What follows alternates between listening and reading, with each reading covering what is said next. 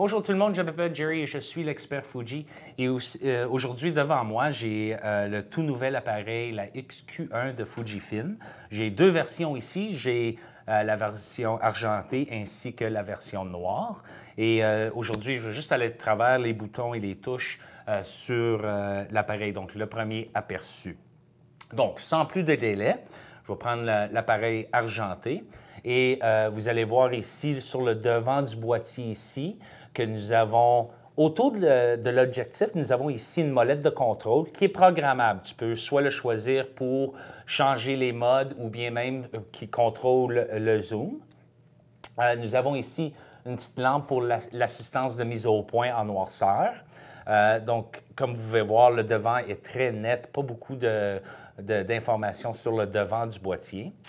Sur le dos du boîtier, nous avons ici l'écran. Donc, je vais juste allumer l'écran pour que vous puissiez voir la grosseur de l'écran. Donc, c'est un écran de 3 pouces très large et de format 4 par 3, donc il y a plus de surface sur l'écran lui-même.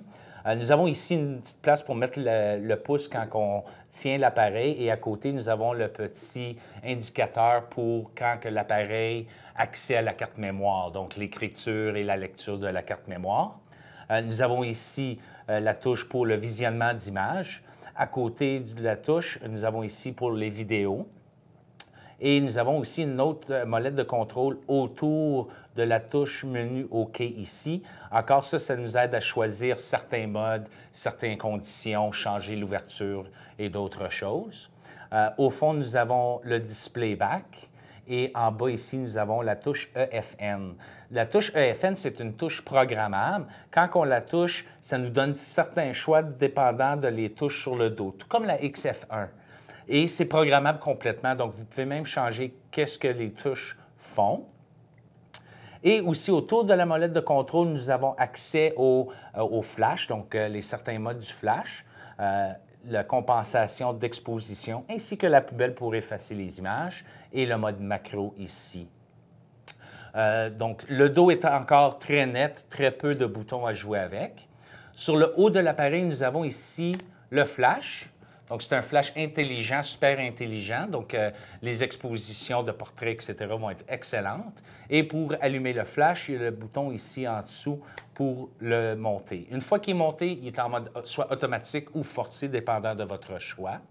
Nous avons la touche On-Off. Et entre le flash et la touche On-Off, nous avons ici les micros pour le vidéo en stéréo. Nous avons la touche ici pour le déclencheur et nous avons aussi accès au zoom. Donc, vous aurez le choix soit de se servir de la molette de contrôle autour de l'objectif ou bien la petite switch autour de le déclencheur.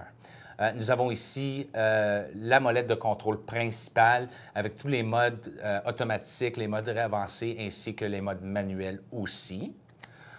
Sur le côté droit, donc je vais juste fermer l'objectif. Sur le côté droit, nous avons accès ici au port, pas au port HDMI, mais le port USB. Et c'est pour non seulement pour faire le transfert d'image, mais aussi pour faire le chargement des piles. Donc ici à côté, nous pouvons voir. Et nous avons l'œillet pour la ganse aussi. Sur le côté droit, gauche, c'est-à-dire, nous avons ici l'autre œillet pour la ganse et autrement, il n'y a rien sur le côté.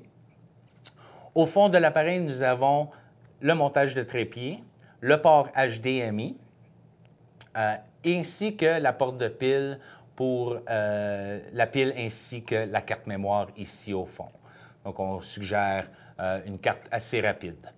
Donc ça, c'est tous les touches et les différentes options sur la XQ1. Donc, ça complète le premier aperçu. Donc, certainement de nous suivre et de vous abonner sur la vidéo pour plus ample d'informations sur la XQ1 et d'autres appareils Fujifilm. Merci.